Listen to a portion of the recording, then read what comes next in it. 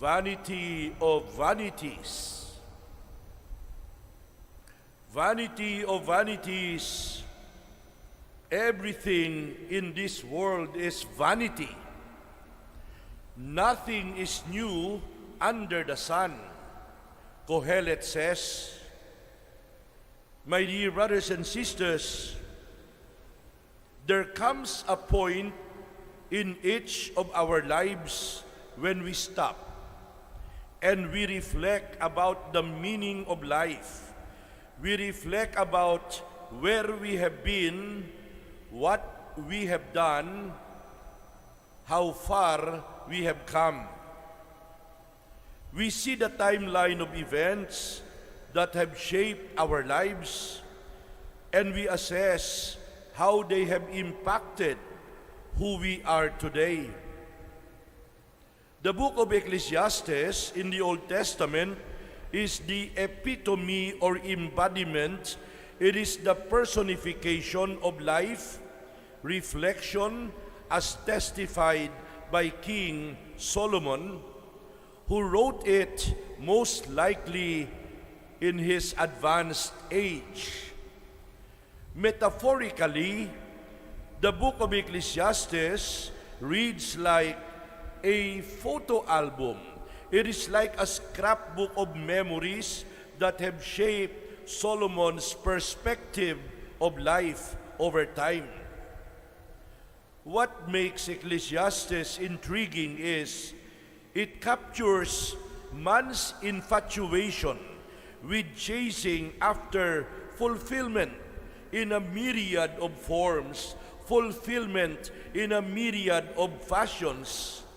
Family life, career, profession, business, wealth, treasures, which includes about everything except God. And in our life, we always ask the question, where does real happiness really lie? King Solomon applied himself to exhaust his pursuit of happiness through wisdom, through self-indulgence, through success, through wealth and honor. He pursued the treasures of this world to the extent that he achieved all of them, only to come to the same conclusion each time, that life is void of meaning, that life has no purpose except with God. Vanity of vanities, everything is vanity.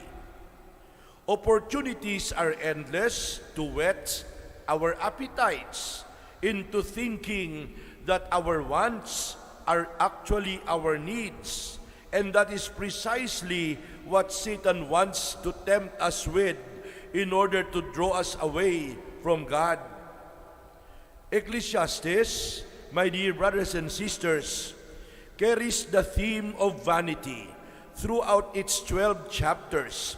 The vanity of Solomon speaks of sentiment of shallowness, a sentiment of emptiness and without meaning.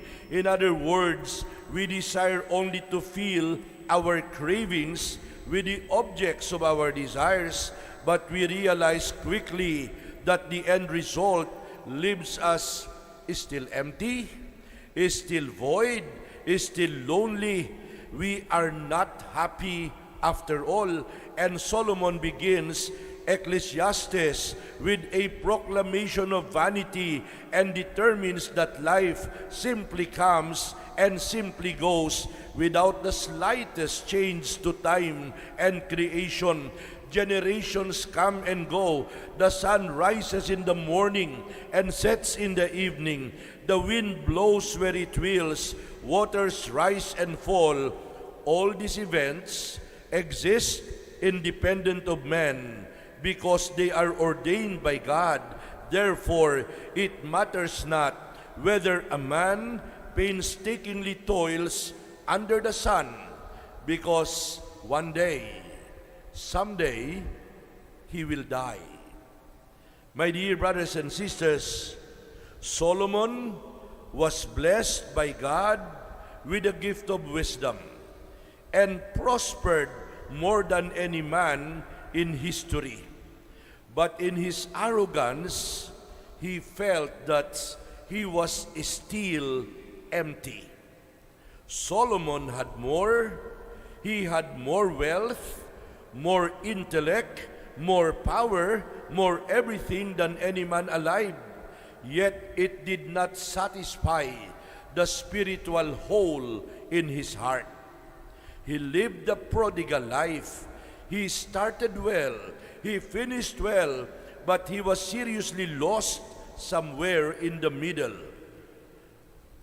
Ecclesiastes is a warning to those of us who think life is about our joy, about our comfort, about our happiness, and about our contentment.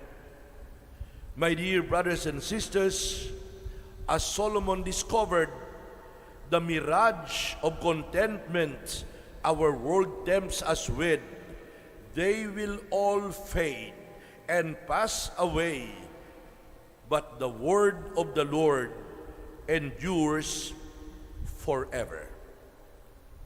Again, vanity of vanities.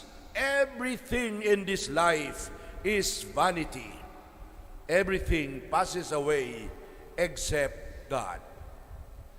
When the responsorial psalm was being read a little earlier, there are a few lines that caught my attention, and I'd like that we end our little reflection with this beautiful prayer from the responsorial psalm. It says, and I quote, "Lord, teach us to number our days aright, that we may gain wisdom of heart."